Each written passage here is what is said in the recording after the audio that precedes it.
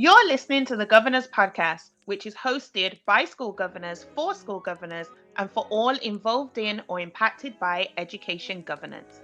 On the Governor's Podcast, we have open, honest, and transparent discussions about governance in the UK education sector, sharing and providing insights into the realities of entering the boardroom, sitting around the governing board table, and leaning in.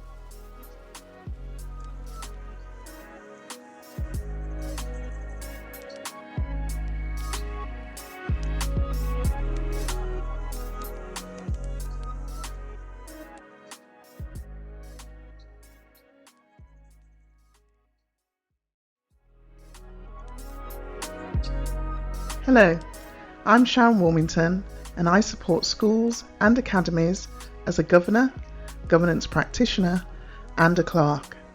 I'm also the founder of the National Black Governors Network, supporting the education sector in diversifying their governing boards. And it's Olivia D. Hind here, an under 30, unapologetically black female who is changing the face and space of school governance. And you're listening to the Governor's Podcast.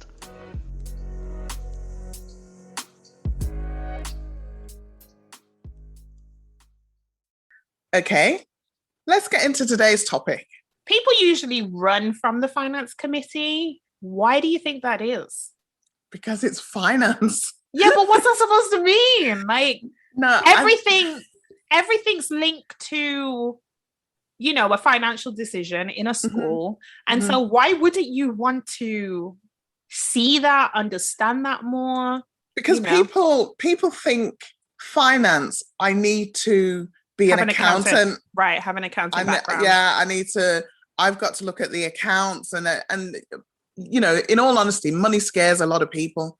True. And so, and big numbers, you know, when you think of a primary school, 1.1 million, I think, in funding, you know, depending on the number of children, average secondary school, I think it's 4.9 million of government money. There's also money through pupil premium. There's also money through sports premium if you're a primary school. There's also money through free school meals. So there's, you know, and that doesn't even then go into any additional non-funded money that comes in, whether it's through, you know, you have some schools that may have sponsorship money or money donated from like former students and things, beneficiaries. You know, they may be held in trust for there's all sorts of different income that comes into schools, and for some people that can be really daunting and they just don't want to mess things up, so they think, no, especially for a new governor, you just think, keep me away from the finance committee. But I used to feel like that. Okay. Until I, as clerk, I obviously would clerk finance committee meetings. So you had to be there. I had to be there. And it's like, this is really no big deal. Yes, it's a big responsibility, but it's not as intimidating as people from the outside feel about it, looking in or, you know, peeping over the wall, as it were. Absolutely. And the reality is, and I think it was in one of our previous podcasts when we sort of touched on this subject a bit. And I was thinking, well, head teachers and senior leaders and middle leaders and class teachers, they're not accountants. Yeah. They're not qualified accountants. And yet they're managing budgets. Manage the budget. So therefore, I mean, please correct me if I'm wrong, and I'm not here to insult any bursar or school finance officer, but is having an accountancy qualification a requirement? Is it an essential part of the role? I don't know. I think certain roles like that, if there's a defined role for financial management of a school at an operational level, then it would make sense. I guess it could be a case of not necessarily a required. That's what I mean. Is it essential or desired? And it would depend on the role. If you're as a bursar for a maintained school in a small primary, you know, maybe you will have bookkeeping and accountancy qualification at whatever level. Whereas if you're going in as the CFO of a multi-academy trust, of course, then the qualifications will differ accordingly. The criteria will be different.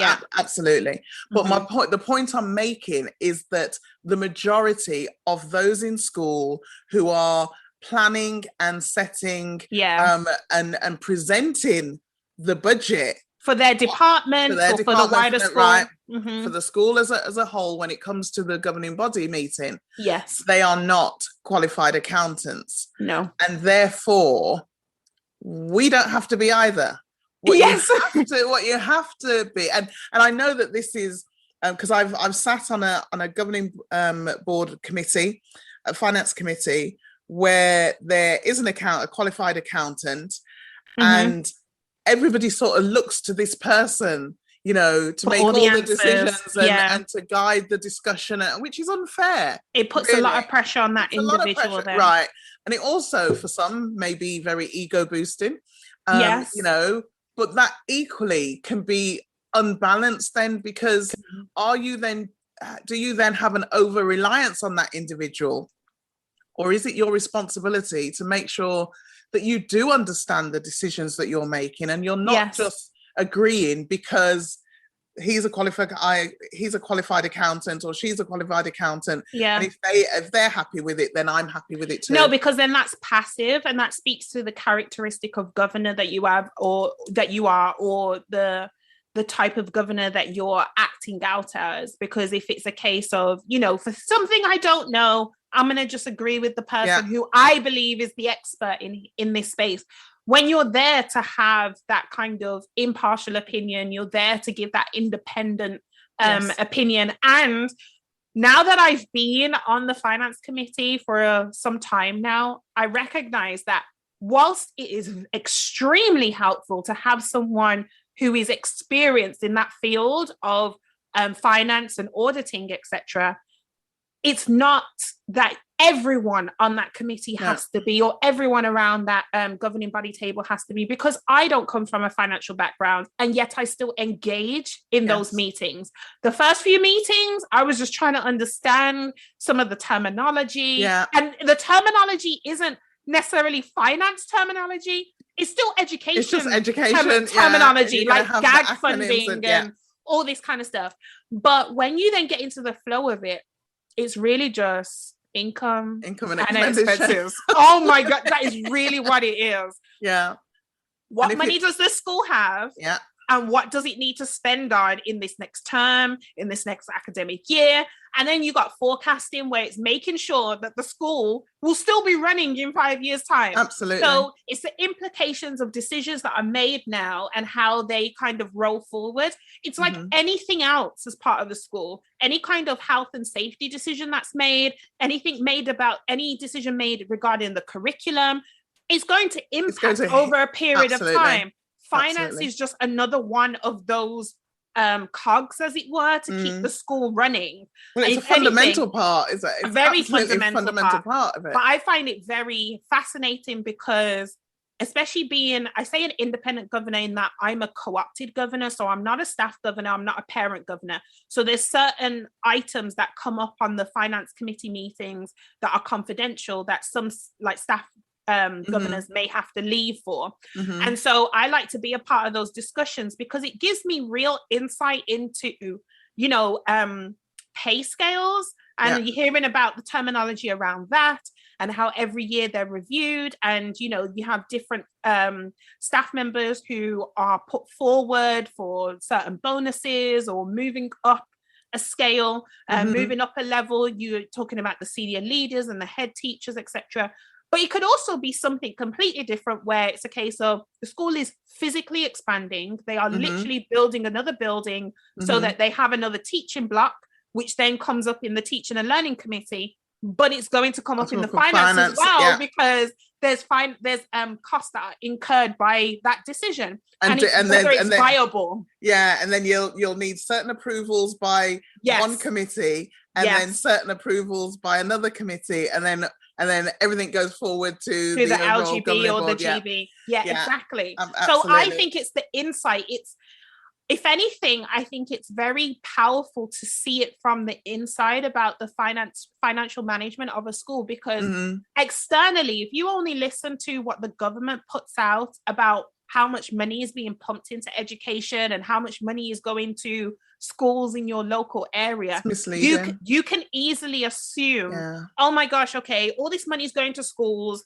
Why didn't my child get to go on that trip? You know, it's that kind of But when you're on the inside and then you hear about this expenditure or this pot of money that it's sometimes referred to as, that schools can apply for, and yes, you can get through the application process and be able to get that money, but then sometimes it's all the rules and the stipulations, the restrictions that are attached. Exactly. So when you're on the inside, you can see it from more angles, you have a different perspective, and so you become more understanding of why certain things cannot happen, or the fact that sometimes staff, like a big thing that comes up in finance is the cost of supply staff or agency costs. And so when you are external to that governing body, you think, okay, why is the teacher changing all the time in my child's class or whatever? With COVID, when you think COVID alone, but there was other things before COVID, people genuinely had time off for health reasons. And so it's thinking about the school probably use agency staff as a last resort. They are juggling amongst their internal staff. You've got senior leaders who are being pulled into classrooms to teach so that they don't have to go to the agency staff for all sorts of reasons. So it's recognizing that no decision is just arrived at. No, never. And I always, as much as I encourage teachers who are not necessarily part of a senior leadership team, but they are aspiring to leadership to become governors in other schools. Of course. Because they will then have a view of the school, as I always say, top down rather than bottom up. And I encourage them to go onto the finance committee of that school, because, you know, they could be off sick in their own school and think that it's no big deal. And I don't mean that in a flippant way by any stretch of it, because illness and well-being is very, very important. Extremely. But it's a different perspective. When you're looking at yourself in isolation, it's the ripple effect that has on not only the rest of the department or the team, but the budget, because the school has to continue to pay your salary as well as the salary of the person covering for you if the person is external to the school, or that person is inside the school but they have to step up because the role that they're covering is at a higher level. So if someone's if somebody's off on a period of long-term sick and they promote somebody to an acting position for a period of time, then the remuneration usually has to follow that. And I've been a part of discussions around that, and it's a real thing that you and the thing is, some of these things you cannot pre-prepare for. Absolutely. You cannot. It's just a situation arises and then you have to act. So sometimes reactivity is genuine. Reactivity, you can't be proactive with everything because you just don't know how these individual circumstances are going to happen.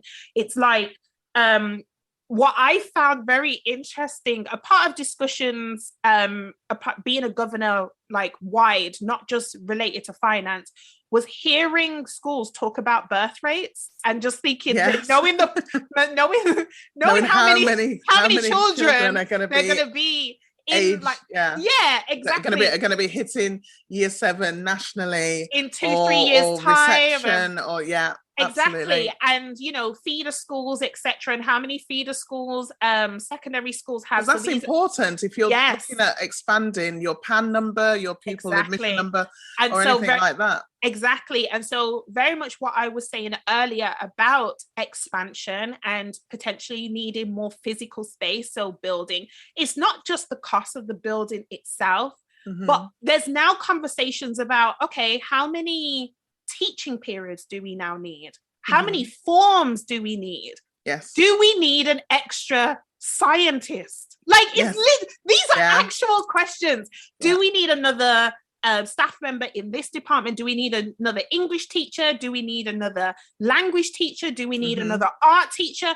Because if you have more students, that means that you've got more people you've got more to lessons teach. and you've got more lessons. And then you're going to think about the capacity of your current staff members and whether you need another staff member to help that team, especially for core subjects where everyone in the school's doing them between year 7 and year 11. Whereas the optional subjects, that's based on each year making a decision and it fluctuates.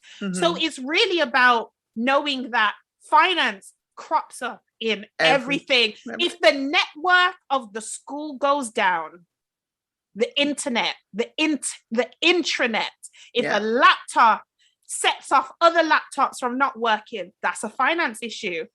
Because then you've got to stay online. You've got to stay connected. Each staff member then needs their own laptop so that they can move between classrooms, etc. These are all costs. We're talking about wires sometimes. How many wires need to be purchased? I don't even know. What? But does the school need them? Is it going to impact teaching and learning immediately? Yes. Okay. So some things it's like you just need to budget for ASAP because it's a necessary expense. Talking about budgets, if you're governing in a primary school, in a maintained school, like I am, then we're about to be looking at our finance committee will be drafting the budget. Your budget has to be set by March.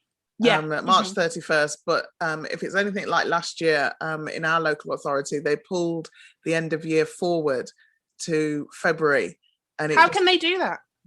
They did, and it just threw a complete spanner in the works. But I won't go into that. But it was a finance nightmare for the school. The things I hear about when it comes to budgets is obviously like the pay increases for teachers, and you're not knowing whether it's 2% or 3%. Those are conversations I start to hear. But that's why you have, when you're setting your budgets, you have in essence a predicted. Yes. Yeah. You've got to predict what you've got to predict what things will go up, which includes salary increases. You will know the maximum of people who are entitled to increase. There's no guarantee that they will increase, but you budget for that. And that's how you can claw back if for any reason they didn't pass their performance management or whatever, then you've made a slight saving on that if they didn't get their pay award, kind of thing. We love a saving. Yeah, absolutely. And then you've got you want to make sure that you are setting an in-year balance budget, meaning that your income and expenditure balance. Yes. You can't set a deficit budget. Okay, so before you go on, just for anyone who is just unclear about any terminology, is a deficit budget really what it says on the tin kind of thing? So what is a deficit budget? In its basic terms, it just means you've spent or you've budgeted for more outgoings than you've got money coming in. Right. Okay. And it's usually based on, and it took me a while to get used to it actually, because you could have money in reserves. So say you've got a school that's got 50 grand, 100 grand in reserves, but your budget is still in deficit. And it's like, well, how does that work? Because you've got money, but you have to run the school for the period, which is usually the academic year, on the money that is that's come in that year. Right. Okay. That's why there's an emphasis on an in-year budget. Right. Because you could it's important that you don't overspend on what you've got coming in. I suppose it's no different to, in salary terms. If you've got a fixed salary coming in, and you say you've got 2 grand coming in and you spend 2,200, where does that 200 come from? Yeah. And if you do that every month, then over a period of a year, that's over £1,000 over budget. So in deficit. So you're in deficit. So you can't do that. It has to be spent. And where possible, schools will also try and hold a portion in reserves that is classified as surplus. Yes. If they have projects coming up, of course, they have building works that's needed. So you may find, if you're a new governor and you're seeing reserve figures of 100 grand or 200 grand or 500,000 pounds, I've seen reserves of, and you can look at that and go, why is the school holding on to so much money? But the question to ask is this money earmarked for, or what is this money earmarked for? Because if you're just coming in, that it may take a school 3, 4, 5 years to have enough money to build the new sports hall that they need, or to refurbish, build classrooms, a new kitchen, or to have new classrooms, or instead of having those porta cabin kind of classrooms, they want to add on an extension to an existing block so that the children have a better environment to work in. So there's all different reasons why finances are managed the way they're managed. So it's really important, even if you're not on the finance committee, you still, all major financial decisions are still made and have the responsibility across every governor. That's why no matter what is agreed at a committee level,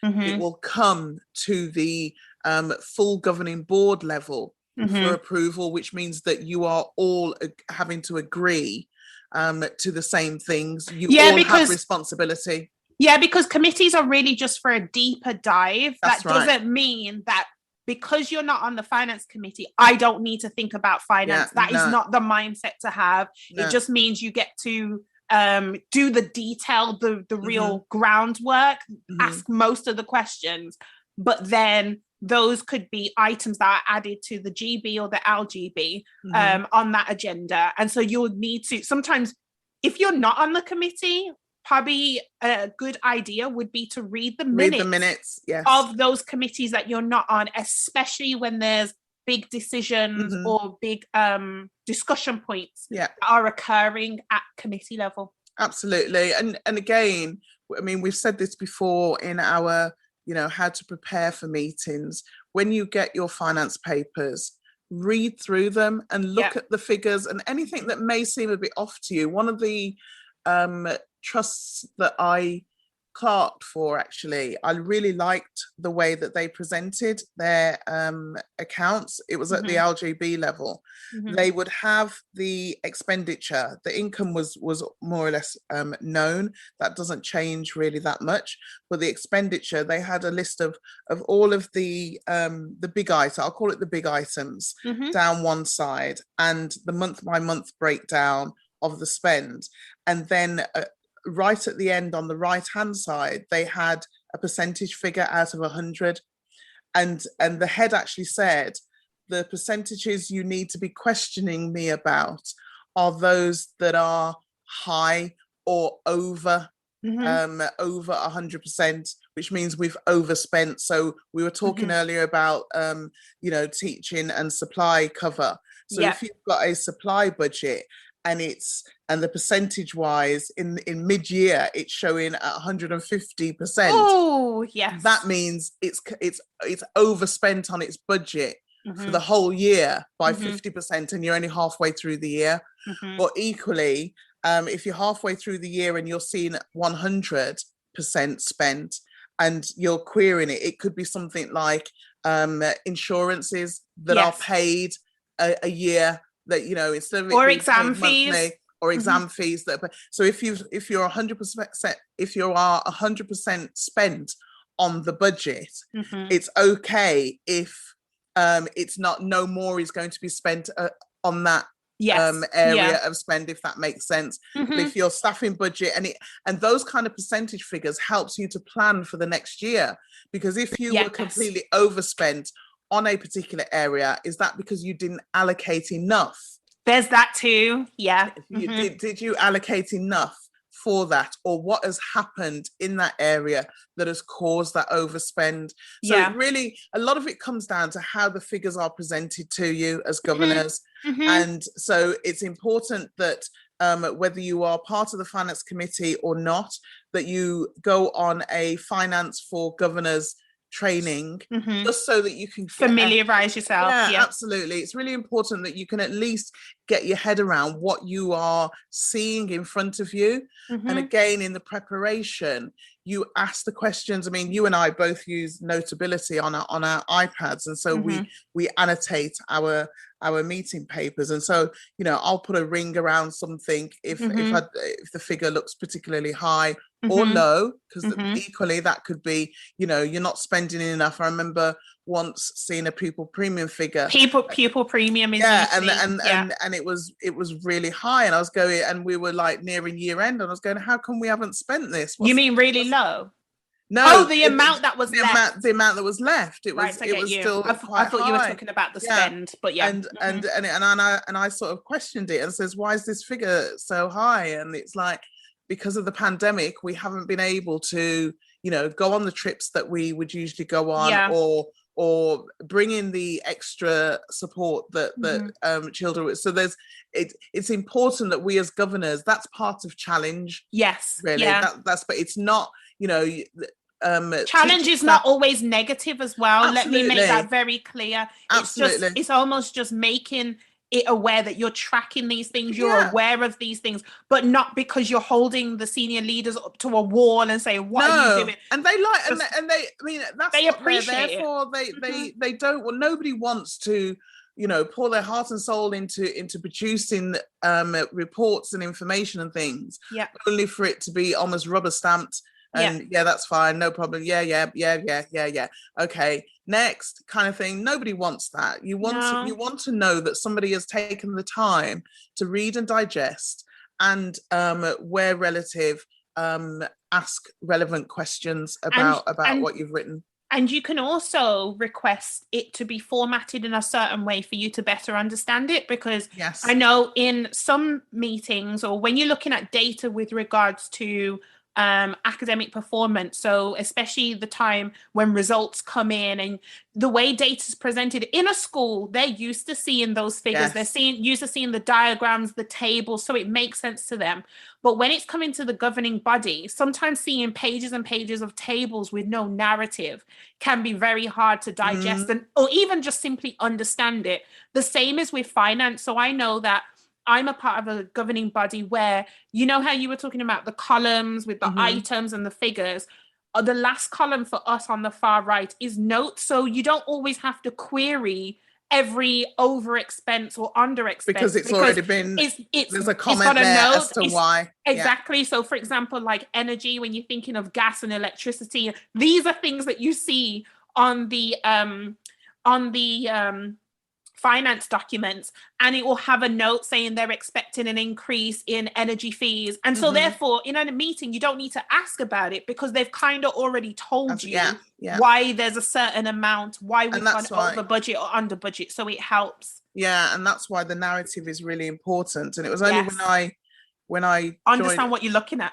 It's not in the school that I'm governing, but a school that I'm clerking, where the presentation of the data or the budget is drawn from a wider system, local authority system. Yeah. And so sometimes when you were talking earlier about how it's presented, governors can't always get it in the way that it makes sense to them. Yes, because that would increase the workload. Of course, that is important of the staff, because if they're operating on a system where they're inputting information and it's spitting out reports, of course, trying to extrapolate that out, and then recreate, and then I understand, regurgitate it is hard. But equally, if as a governor you don't understand something, you have the right to challenge, because at the end of the day, you are approving or not these things. So you can't think, oh well, it's too much, at least mention too time consuming. You've got to at least make sure you understand what you are approving.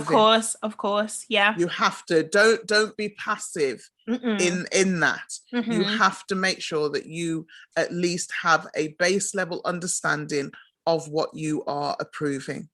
Of course, definitely. No, it makes absolute sense. So when I was talking about requesting a format, it could be just It's not saying, oh, do it like this because this is how I get it, because otherwise for the 7 to 10 people you probably have around the table, it is impractical to ask any senior leader or leadership team to create it that way. That would make you an unpopular governor. Exactly. But it could be that you say at the meeting, I've looked at this a few times.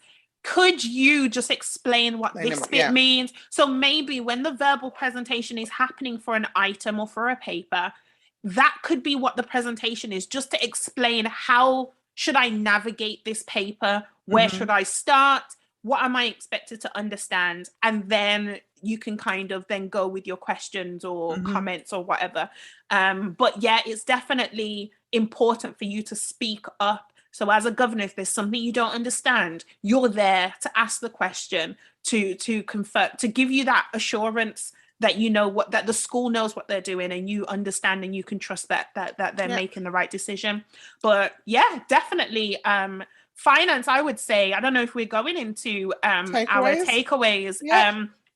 I would say I've really enjoyed being on the finance committee. It was daunting at first, but I think naivety led me because I think I've said this in a previous episode. I thought, you know what? Everyone seems to run from this. Not that Olivia runs towards danger or anything, but in a situation like this, I saw it as a growth move. Yeah. I thought there's stuff that I can really understand and digest. And I'm also thinking about any new governors, any future governors that I speak to. You know, if I'm speaking to someone about what it means to be a school governor, if they then go into a school on the back of what I've explained to them and they end up in a finance committee, I can then support them in being a better governor in that space. So it's almost like me seeing myself as, okay, Olivia, you have to do this so that you can learn, practice, and obviously it's different in each school, but you can at least get the foundation so that you can then pass that knowledge on to someone who is also running, but they're like, maybe it's not so bad. Maybe I just need to have a meeting or two. But I would say if you are considering it or not, definitely read the minutes of the committees you don't sit on. I think that would be my takeaway. So it's not directly finance related because I sit on a finance committee. So I get to experience it through the meetings. But I definitely think I will be more proactive or active, full stop, with reading the minutes of the committees I don't sit on, rather than just assuming that, I mean, you get them as part of the LGB pack at my school, but I think it's really following them throughout the academic year rather than just waiting for the LGBs to conveniently put it there for me, but me proactively making that move. So that would be my takeaway. I think my takeaway would be a bit of advice which sort of dovetails into your takeaway, which is for any governor who isn't part of the finance committee, just attend a meeting and observe it. Yes, you can do that. You know, you're not barred from committees that you're not part of. You just won't be able to vote on decisions in that if you're not part of that composition. But there's nothing wrong, and I think I'm doing quite a bit of work now on succession planning, not just in terms of external new governors coming in, but the existing governors and how to properly utilize them within their school. And part of that is rotating, because you find some people will not only join the governing board and stay there, they'll also join a committee and stay there forever. You know, there needs to be some kind of rotation, maybe every couple of years, so that you don't get comfortable, and you also get to learn a new aspect of the school. In your 4-year term, you spend 2 years on 1 or 2 committees, and then your final 2 years of your first term or your 4-year term on another committee. So if it's standard to be on 2 committees, then at least change one of those committees partway through, if that makes sense. I feel like that puts a spotlight on me. It's making me think, do I need to change committees? But I know you love mine are very progressive. So. Yes, I know, but that equally, I think, is good, but it can become comfortable as well. I just think it's important. I definitely hear what you're saying. Especially if you are somebody who knows that you're interested in becoming chair of the governing board, then I would say that is part of your CPD. So I would say that also links to understanding why you're a governor and what your own exit strategy is, or what your next move, what your progression strategy is. What your progression strategy is. So yeah. Okay, that was mine. I hear that. Yeah, I'm staying on mine. Good to talk about finance. So I hope that this has inspired some people to consider it. Consider it.